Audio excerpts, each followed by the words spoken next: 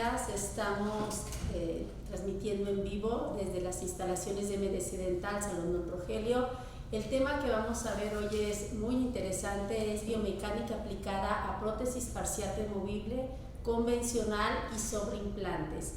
Esta plática es el complemento de las horas crédito que la Universidad de Guadalajara otorgó a MD Seminario 2019. Bueno, el conferencista que nos acompaña el día de hoy es maestro en pedagogía por IMED, es cirujano dentista especializado en prostodoncia, académico de la Universidad de Guadalajara, técnico dental y bueno, un gran amigo de la empresa de MDC Dental, el doctor Miguel Ángel Díaz. Bienvenido, doctor.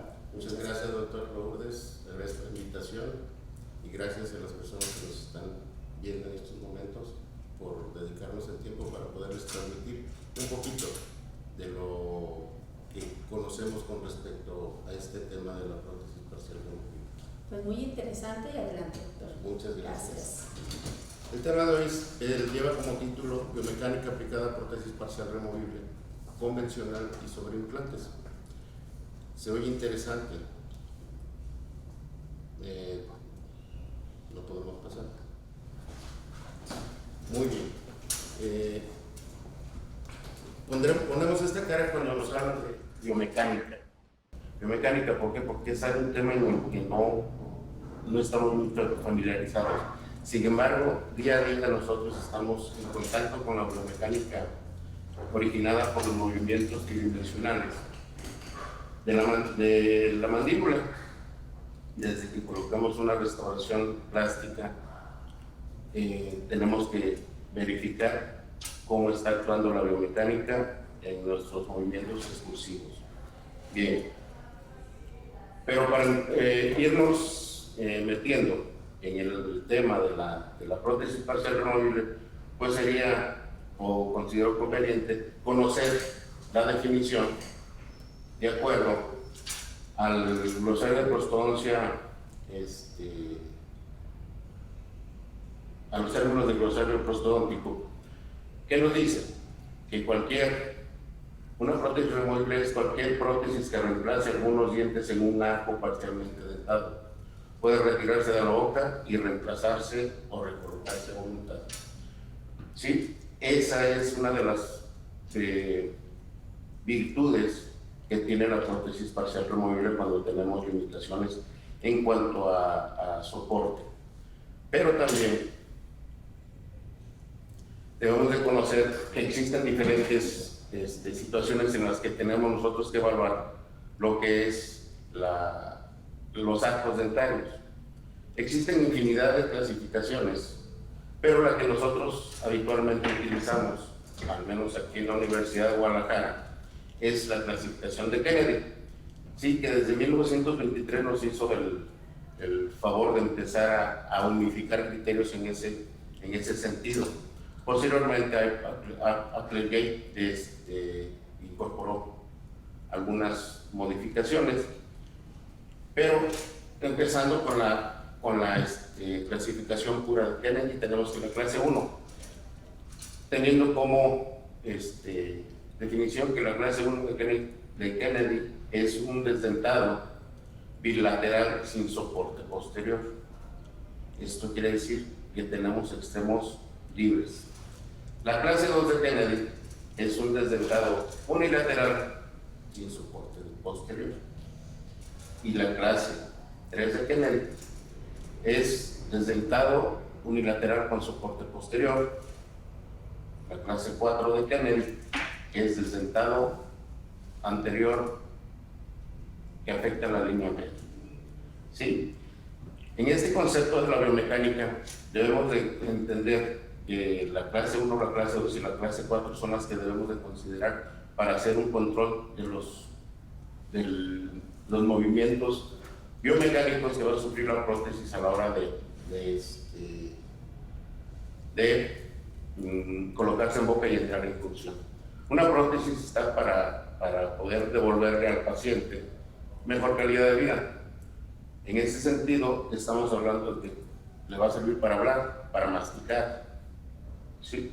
Para darle soporte a los tejidos blandos, peribucales.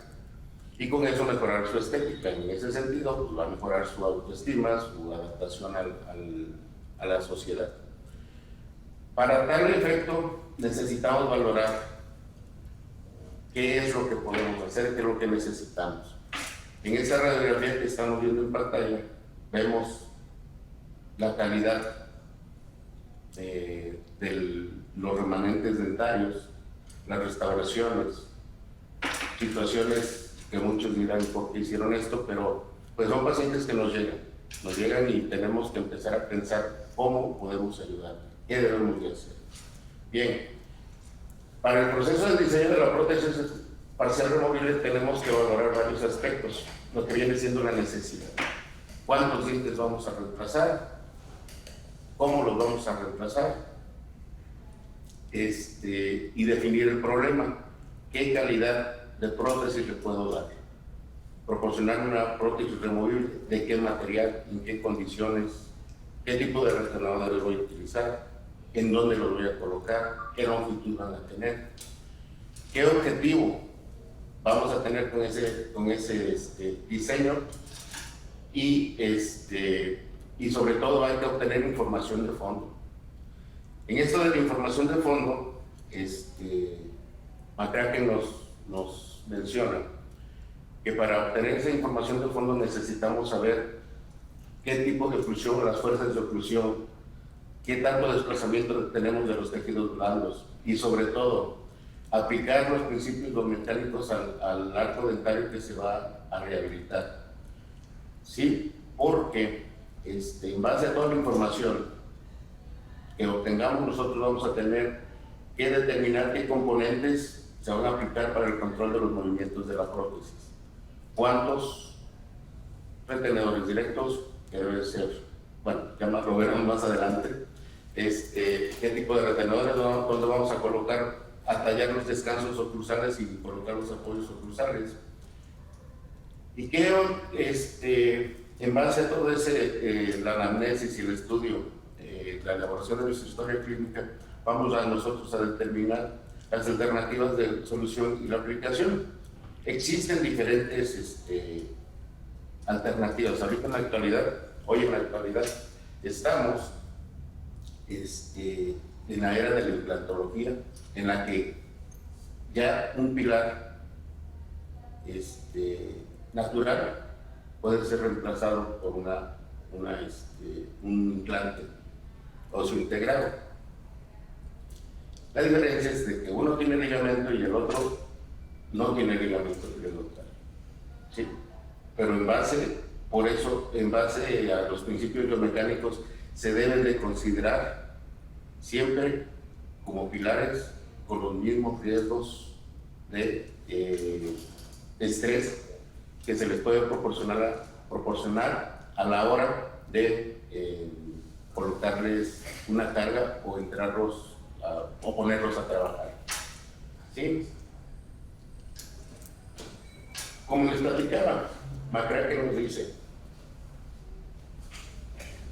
que nuestra función como odontólogos es considerar la dirección, duración y frecuencia de la aplicación y la aplicación de las fuerzas, así como su magnitud. Nosotros debemos estar conscientes de que estamos trabajando con un organismo cambiante, un organismo vivo, un organismo que tiene emociones, tiene sensaciones y que en muchos de los casos los que pagan las consecuencias del estrés es el sistema estomatognático, hablando de dientes, ligamento, articulación temporomandibular, músculos de la masticación, ¿sí? Generando hábitos para funcionar. Entonces todo esto es lo que nosotros debemos de considerar para poder nosotros diseñar una prótesis parcial removible que sea lo menos dañina para nuestro paciente. Por eso debemos de ubicarnos en un plano, para el diseño debemos de ubicarnos en un plano tridimensional, ¿sí? En nuestros planos sagitales, frontales, horizontales, que esos planos, a través de los movimientos, de la masticación, de la deglución, de la fonación, van a tener un efecto sobre el aparato que nosotros vamos a diseñar, porque esos ejes son ejes de rotación también transversal, sagital y vertical, que van a repercutir en cuanto a la función y a la estabilidad de nuestra prótesis. ¿Sí? Tenemos que el plano frontal nos va a dar un eje de rotación sagital, entonces de frente. Fíjense que cada plano nos genera, el eje que genera es perpendicular al plano. ¿Sí? Entonces el plano frontal nos va a dar un eje sagital. El plano horizontal nos va a dar un eje vertical. El movimiento que va a hacer la prótesis a la hora de masticar, a la hora de entrar en contacto cuando masticas, cuando dejas de masticar, cuando llevas a desoclusiones taninas, cuando llevas a productiva, también vamos a tener ese movimiento. Y también cuando tenemos actividad con la lengua, cuando estamos hablando, tenemos que tener ese movimiento. El plano sagital es el que nos va a dar un eje de rotación en ese sentido. En este sentido, que es cuando nosotros masticamos y dejamos de masticar. Apretamos, ocluimos y desocluimos. Entonces, ese también lo tenemos que neutralizar al máximo para que nuestra prótesis nos ayude a preservar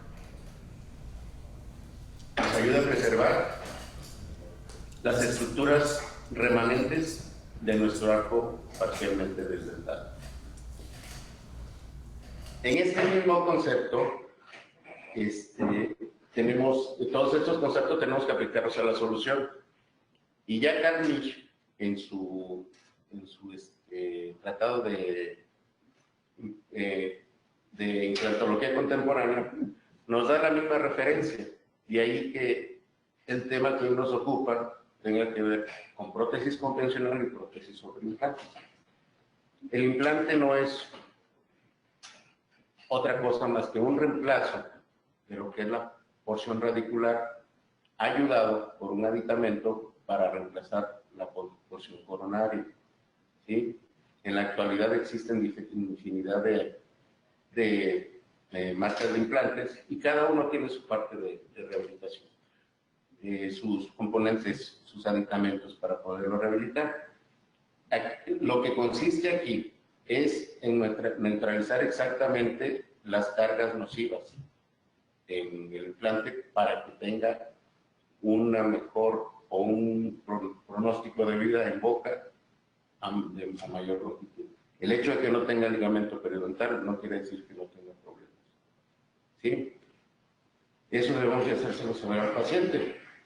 En el teorema del tratamiento, aquí en un teorema del tratamiento del estrés tensional, Carmen nos menciona que hay un factor biológico, que es un tema independiente al tema que nos ocupa el día de hoy, porque tiene que ver desde con la tipo de huesos, integración, manipulación, caldeación.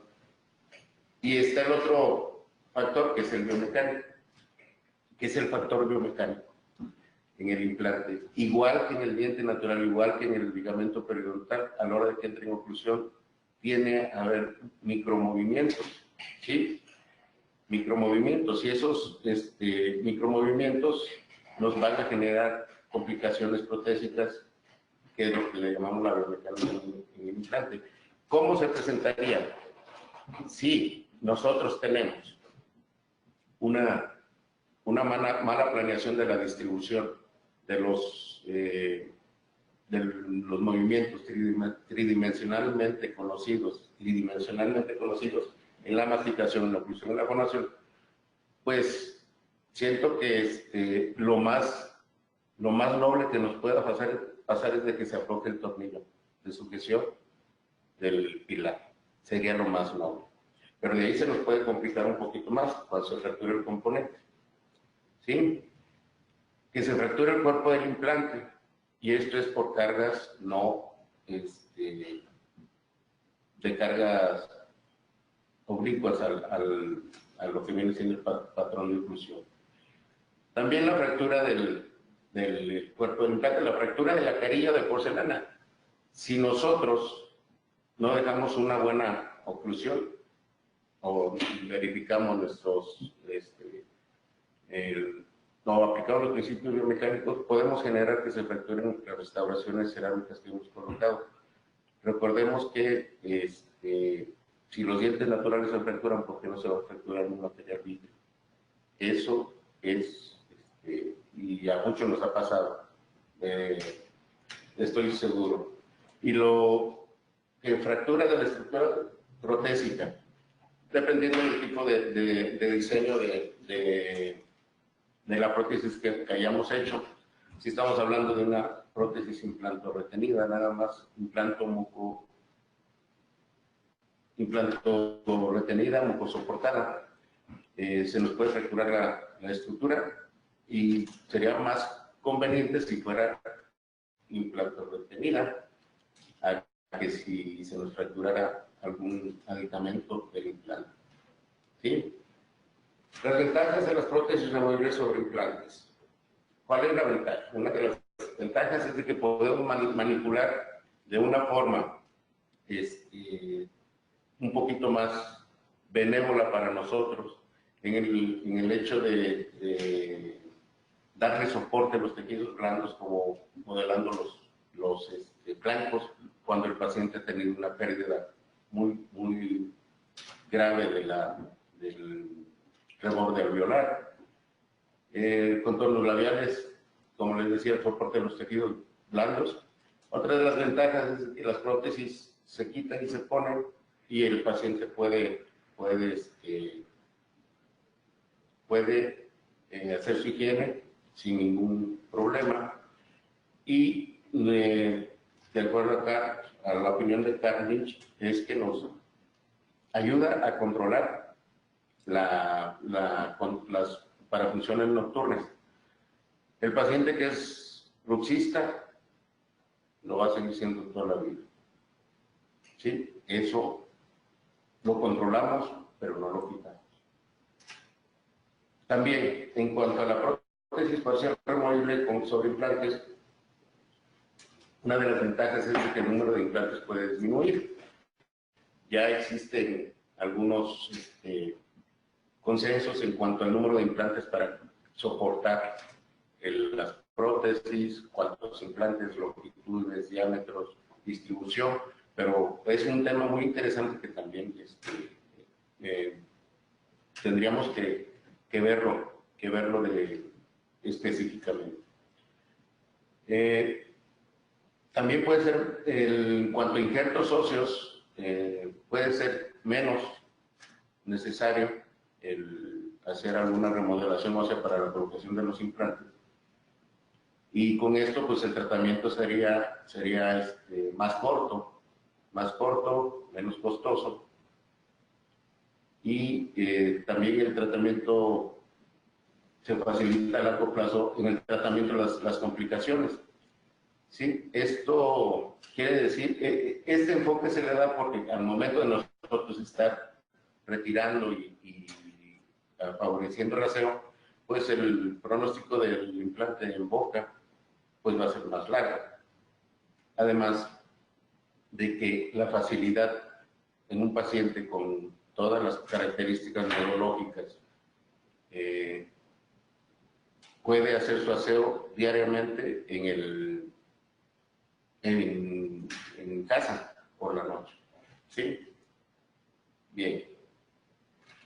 Viendo ya la equivalencia entre prótesis sobre implante y prótesis convencional, ya creo que entendemos que la prótesis sobre implante no tiene gran diferencia con una prótesis convencional.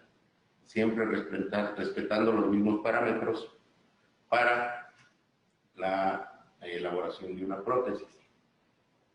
En la diapositiva que tenemos en pantalla tenemos las máquinas simples, lo que es la palanca, la polea, la rueda, cuña, tornillo y el plano inclinado.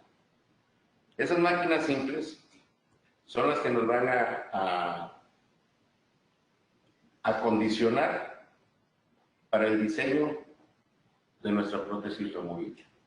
¿Qué efecto nos van a dar cuando nosotros hagamos un diseño en donde nuestro descanso tenga, en lugar de descanso, se convierta en plano inclinado? Nos va a generar movimientos indeseables. ¿Qué otra situación vamos a tener cuando a nosotros entre en función la masticación y nos genere un movimiento de palanca?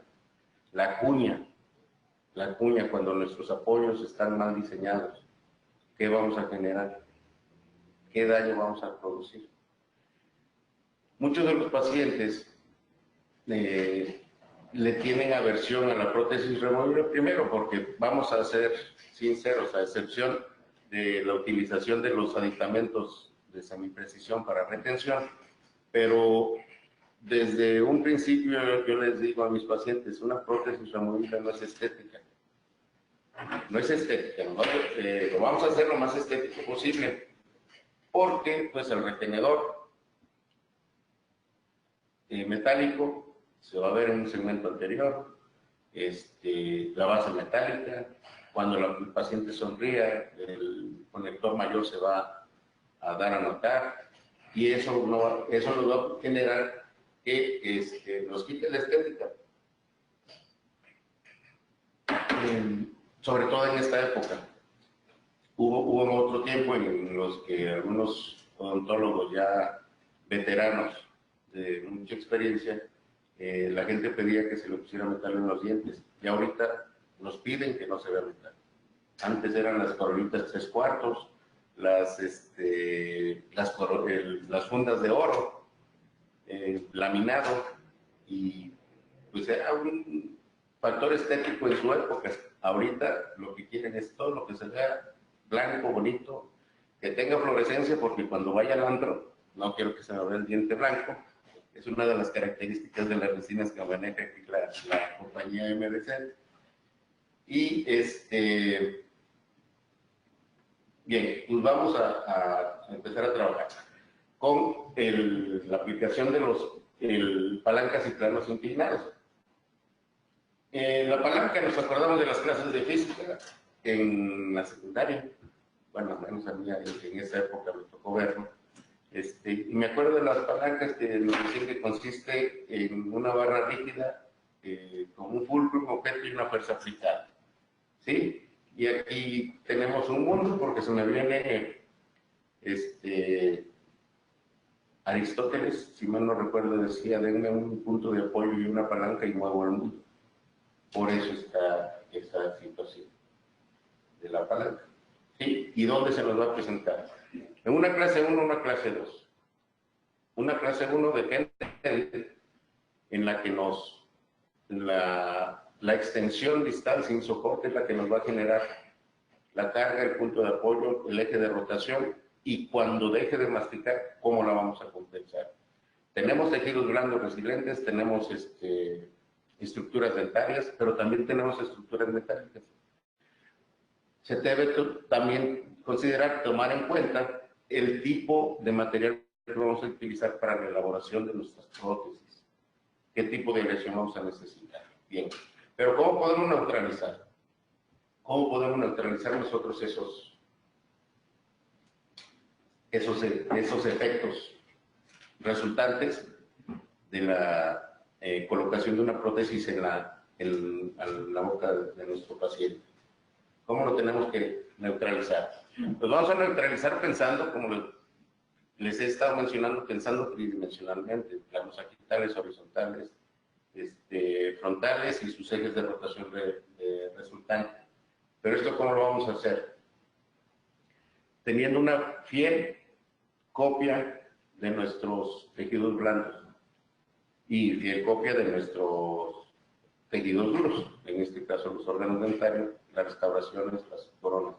En 1956, un estudio que hizo el doctor Devant comparaba la resiliencia del ligamento contra el tejido blando, dando como resultado que el tejido blando tiene 250 veces más resiliencia que el ligamento periodontal.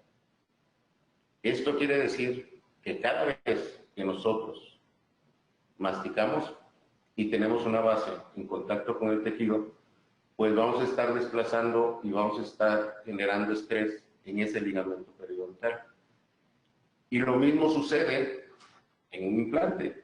Cuando nosotros apoyemos, de ahí la importancia de darle el paralelismo, la inclinación, la distribución de los implantes en una prótesis implante retenida, porque vamos a estar generando la misma carga oclusal en un diente natural. La ventaja del diente natural que tenemos un ligamento que es tan benévolo y tan protector y tan adaptable, que mientras no lo fastidiemos de más nos va a estar respondiendo favorablemente.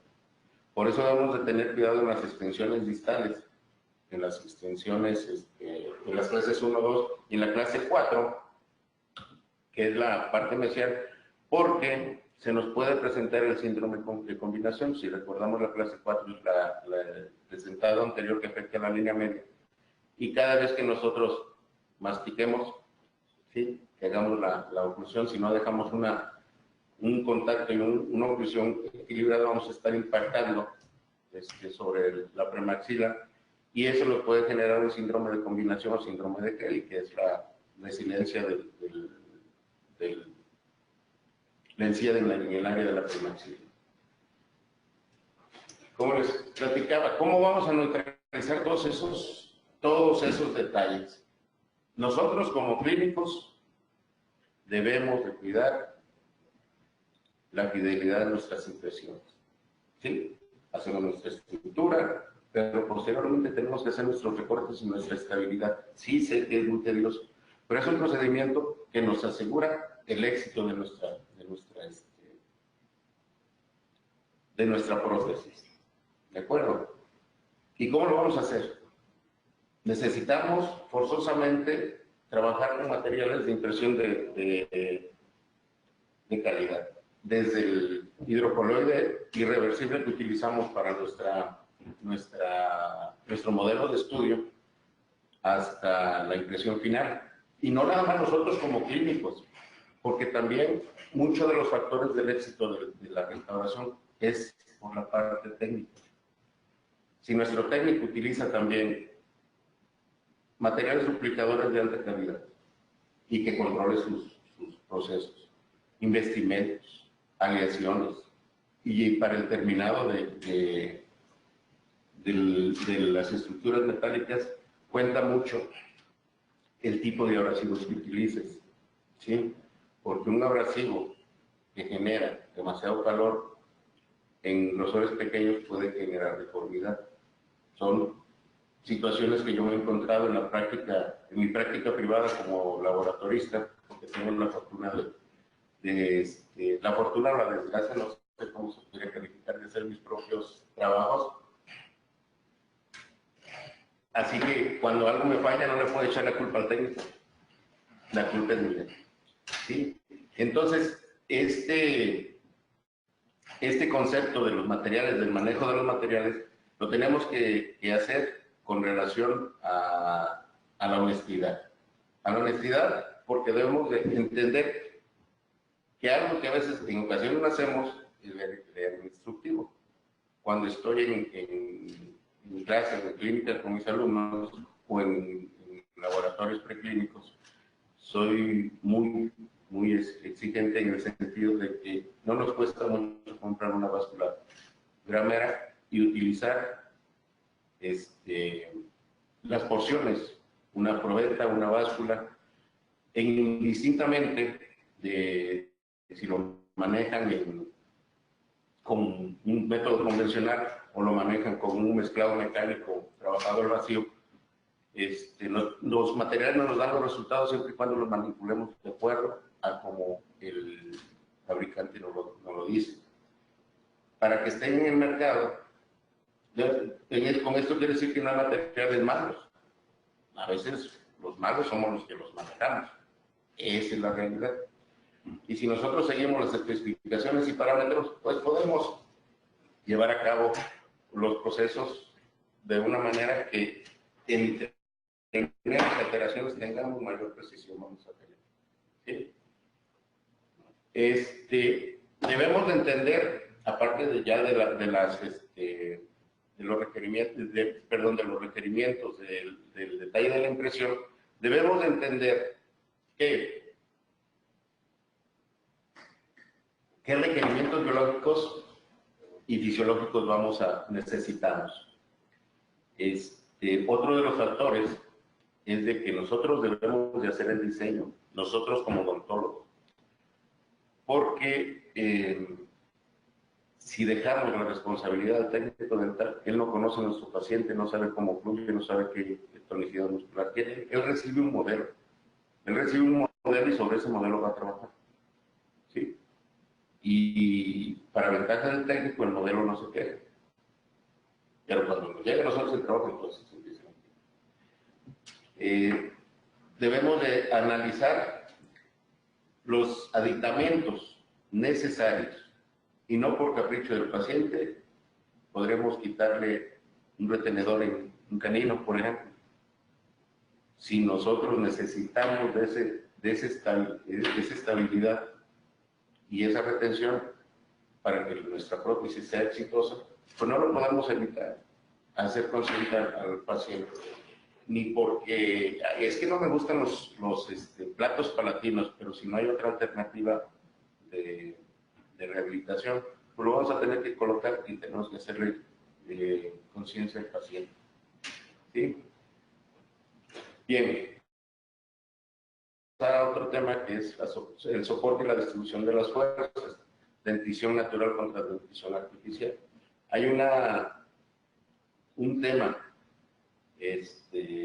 muy interesante en esta situación porque no es la misma carga o la misma fuerza a usar un diente natural contra un área desdentada en la que se disminuye. Un ejemplo es de que si vamos a ocurrir contra una prótesis total superior y tenemos un removible inferior, definitivamente la fuerza de la masticación se va a ver disminuida hasta en un de 300 kilos que genera un diente natural, se van a andar generando como 30 kilos por centímetro cuadrado en una dentición, prótesis total. ¿Sí?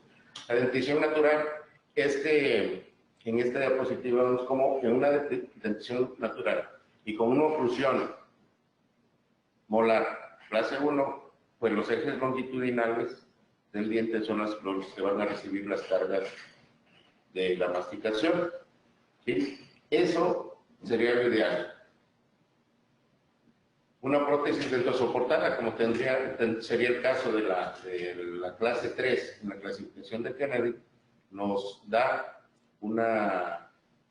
pues se podría decir una tranquilidad de que lo único que vamos a necesitar en nuestra prótesis removible es tener buena retención, buen soporte, porque la importancia de las bases no deja de ser, baja la importancia o la prioridad, a diferencia de una zona donde vamos a tener áreas desdentadas sin soporte. ¿Sí? Bien. Es lo que les comentaba con respecto a las extensiones y la prótesis dentomucosoportada, es la que nosotros nos vamos a tener que enfatizar en la impresión de los tejidos blandos y la distribución y la ecualización de la oclusión para poder nosotros hacer una prótesis más benéfica para el paciente, no tan perjudicial. Perdón. Cuando nosotros hacemos en una extensión distal una oclusión, las fuerzas resultantes pueden ser dañinas si nosotros no neutralizamos adecuadamente o no logramos una buena impresión. ¿Sí? Y esto lo vamos a lograr, como les mencionaba, colocando adecuadamente los componentes de la prótesis, nuestro diseño, dónde voy a colocar mis descansos supracingulares, descansos oclusales, descansos incisales, qué tipo de conector voy a utilizar para poder yo neutralizar toda esta situación. Si se fijan ahorita a lo que nos estamos yendo es únicamente a lo que es la parte del diseño, perdón, del entendimiento de la biomecánica. Ya una vez que nosotros entendamos la biomecánica, va a ser muy sencillo hacer nuestro diseño, porque le comento a los alumnos en alguna ocasión que la prótesis parcial removible es como el muchacho feo o la muchacha fea que conoces. Lo ves y no te gusta, pero conforme la vas conociendo ya después dices, es que tiene un buen corazón. ¿Sí? Igual la prótesis removible, si la entendemos la vamos a disfrutar. Y yo, les soy honesto, soy una de esas personas que se me complicaba, porque yo me daba cuenta que cuando era estudiante, ya hace muchos años, veía a algunos doctores que tomaban impresión y mandaban el modelo al laboratorio. Me dije, no, pues qué fácil hacer prótesis removible. Entonces, ¿dónde queda nuestro trabajo, nuestro diseño? Entonces, es una plática también de conciencia, porque si le dejas la responsabilidad completa al técnico, como le vuelvo a repetir, él va a colocar el apoyo donde mejor se le acomode, pero desconoce completamente su función y para funciones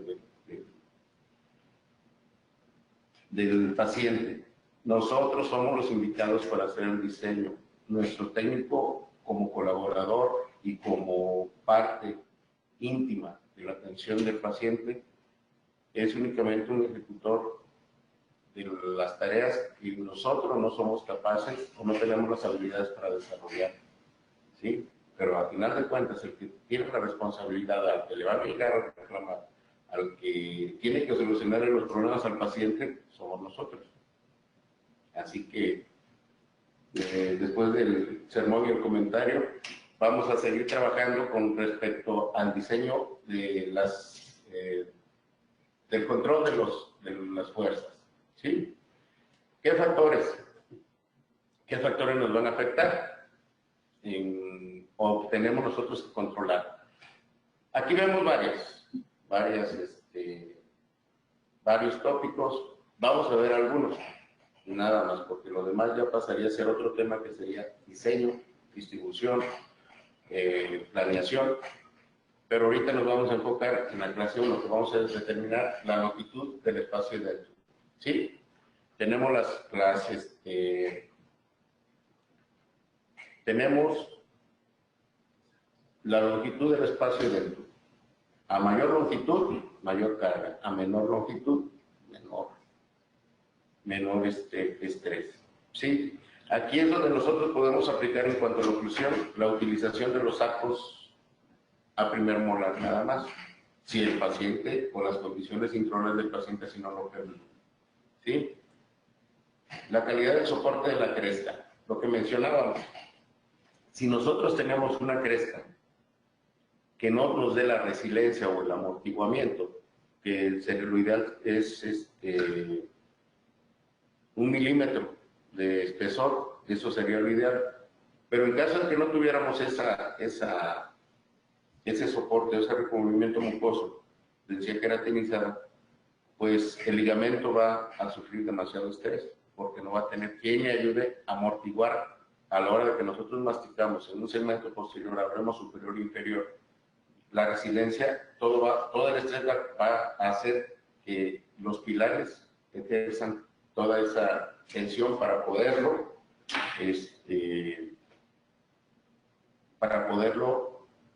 soportar y mantener la prótesis estable.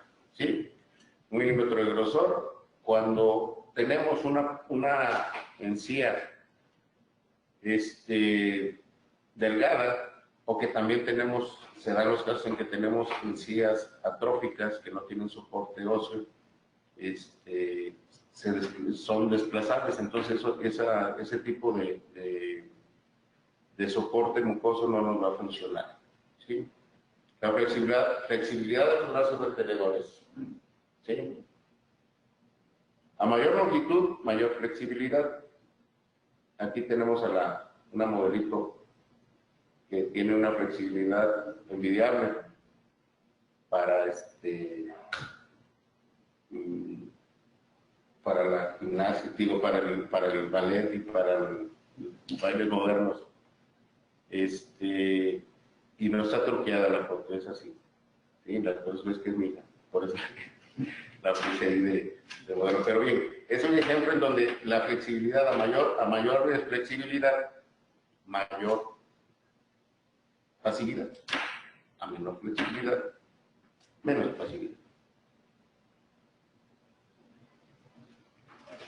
En esta balanza, ¿a quién voy a proteger? La flexibilidad de los brazos retenedores. Todo esto tiene que ver con las aleaciones. Pero ¿a quién voy a proteger? ¿A quién me interesa proteger? ¿Sí? ¿Protejo al pilar o protejo a la cresta? Es uno de los dilemas. Por eso es que McCracken, el doctor McCracken, que es uno de los autores que me gusta mucho cómo abordan el tema de la prótesis parcial removible, nos dice que ninguna prótesis parcial removible va a dejar de ser dañina. Todas las prótesis removibles que se coloquen, vamos a generar un daño, pero hay que beneficiar y neutralizar el riesgo-beneficio. ¿Sí? ¿A quién vamos a proteger? Si decimos que debemos de tener retenedores, los retenedores deben de ser pasivos. Deben de tener un diseño que cumpla con las características que nos van a dar el retenedor.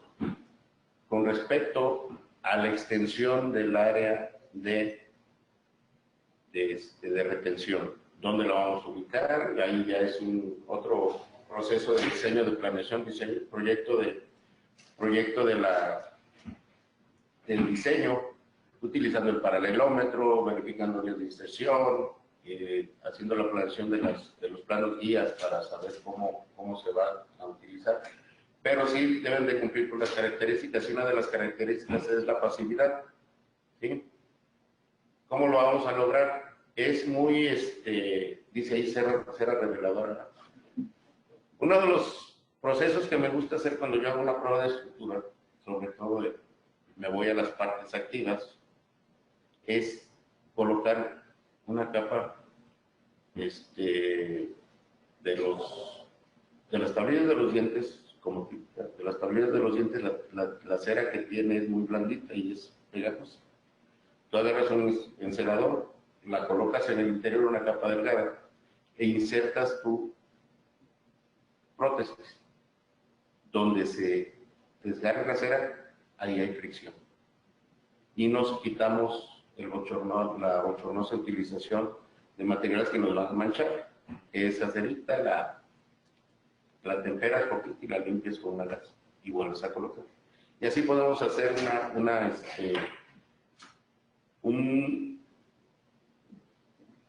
estar seguros de que nuestra prótesis va a tener facilidad. ¿Sí? El brazo recíproco. Una de las características del brazo recíproco es que debe de entrar primero que las partes retentivas. Cuando llegamos a las partes retentivas es lo que va a hacer la fricción y es donde la parte activa del gancho va a abrir y va a regresar. ¿Sí? Debe tener el metal que utilicemos una memoria, una resiliencia. ¿Sí?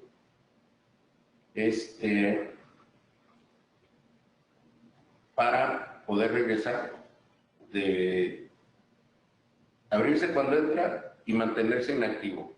Y a la hora de que el paciente entre en función y el movimiento y lo pegajoso del bolo alimenticio revuelto con la saliva, hablemos del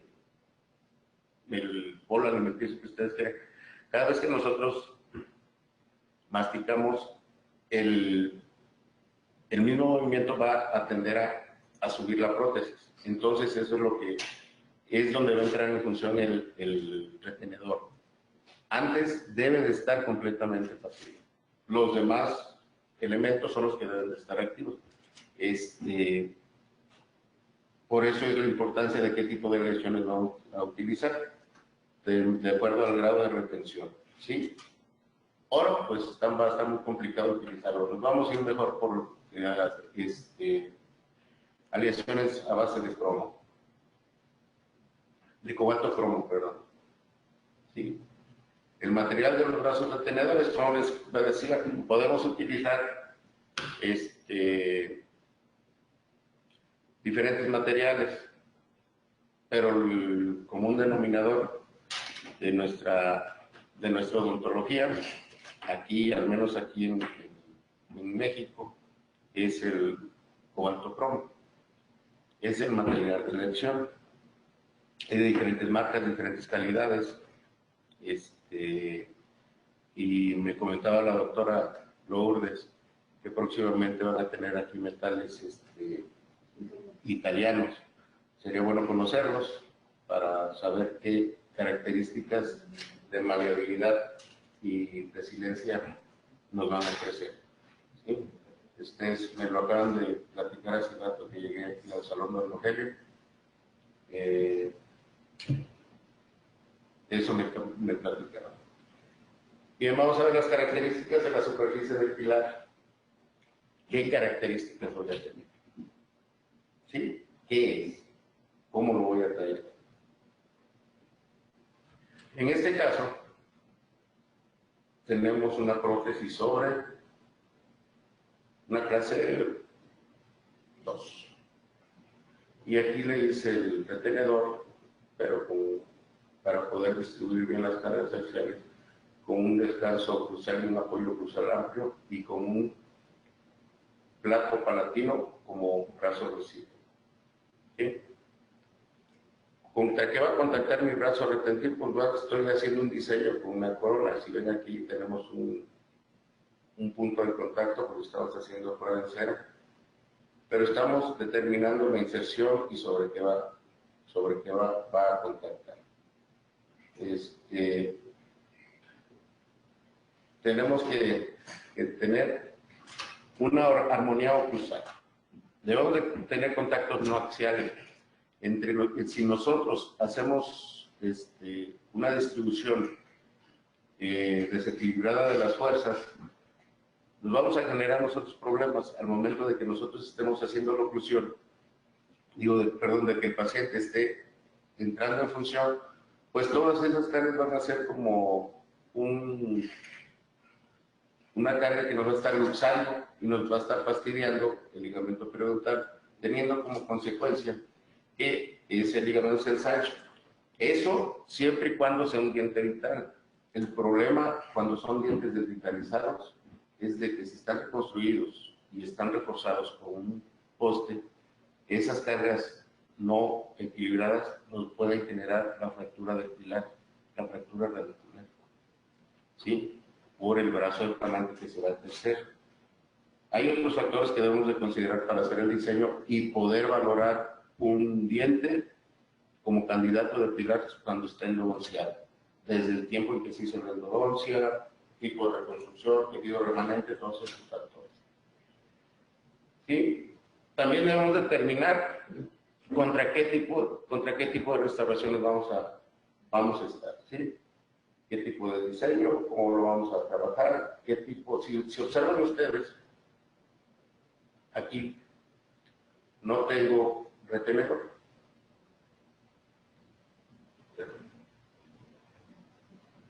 En la parte anterior no tengo retenedor, pero tengo dos coronas, en las que hicimos un microfresado para poder hacer la inserción de unos descansos telescópicos y únicamente dos retenedores en la parte posterior en cada molar, que también son coronas, es lo que nos está dando la estabilidad de esta prótesis y nuestra barra, y sí logramos hacer algo que se le viera bonito al paciente.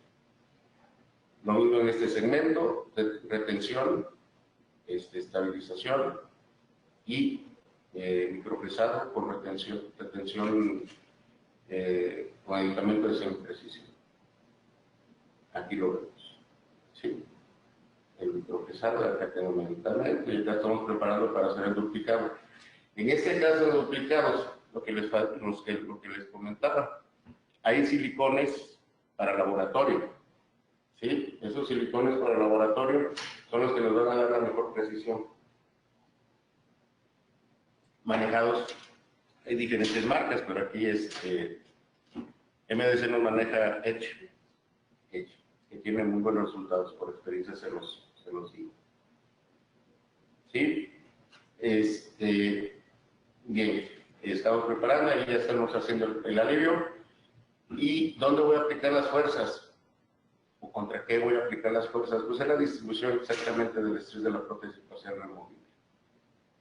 Como les platicaba, una prótesis parcial removible no puede ser diseñada, construida sin ser destructiva en la boca. Entonces, nuestra función para el entendimiento de la prótesis, de la biomecánica, es precisamente eso, fundamentar la utilización de los aditamentos y de los componentes para neutralizar al mínimo o disminuir lo más posible el daño que le podemos causar tanto a los tejidos blandos como a los tejidos duros o el diente. ¿Sí? En el diseño de la prótesis vamos a controlar las cargas las fuerzas no deseadas dentro de los parámetros fisiológicos que el ligamento, la resistencia de los tejidos nos den, ¿sí? Y si hacemos eso, les garantizo que eso nos va a durar el éxito. ¿Sí? Y acá en pacientes, ¿sí? Los pacientes que nos llegan. La retención directa. Vamos a ver ahora la retención directa. ¿Cómo lo vamos a utilizar? Únicamente vamos a utilizar mínimo de los brazos retentivos. Recordemos que la prótesis removible únicamente, la función de retenedor de la prótesis removible únicamente va a ser cuando el paciente o la prótesis se quiera extruir. Todo lo demás tienen que ser estabilizadores. La retención adicional. Vamos a tener la retención adicional, la adhesión, la cohesión, la fricción y el control muscular. Todavía nos queda un poquito de tiempo. ¿Sí? Vamos a trabajar con la adhesión y la cohesión. ¿Sí? Una cosa es la saliva, que nos va a ayudar para generar esa cohesión. Y al mismo tiempo la adhesión. ¿Sí? Bien. La fricción. Eso nos la van a dar los planos guías, el paralelismo, la fricción deben de ser paralelos, deben de estar. El control neuromuscular, eso es importante porque el paciente se tiene que reeducar nuevamente a la utilización de su estructura, de su prótesis. Esa readaptación tiene que ver directamente con la voluntad del paciente, si el paciente nos ayuda, y también con el diseño anatómico de las bases. Si el paciente nos ayuda, el éxito lo tenemos asegurado al 50%. ¿Sí? La retención adicional, no hay que sobreextenderse en cuanto a la longitud. Entre más lejos, mayor carga, pero sí también nos puede dar más soporte. Ahí es donde nosotros debemos de entrar en la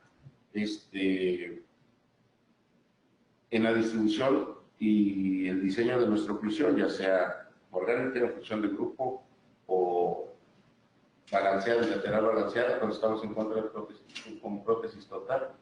¿Sí? Y ya cumplimos con este momento, esta charla introductoria para empezar a generar un poquito de conciencia, un poquito de aprendizaje en cuanto al conocimiento de la prótesis parcial removible, porque, como les comentaba en un principio, a veces no nos gusta porque no la conocemos. Si la empezamos a conocer y la entendemos, nos podemos llegar a enamorar de ella. ¿Sí? No me queda más que agradecerle esta hora de atención que me dieron oportunidad de tenerme al aire, despidiéndome con esta frase de Sócrates que dice que la verdadera sabiduría está en reconocer nuestra propia ignorancia. Entre más grandes somos, entre más nos preparamos, al menos en mi caso me doy cuenta que conozco menos. Muchas gracias por la atención y por el tiempo. Muchas gracias por acompañarnos, doctor. Gracias.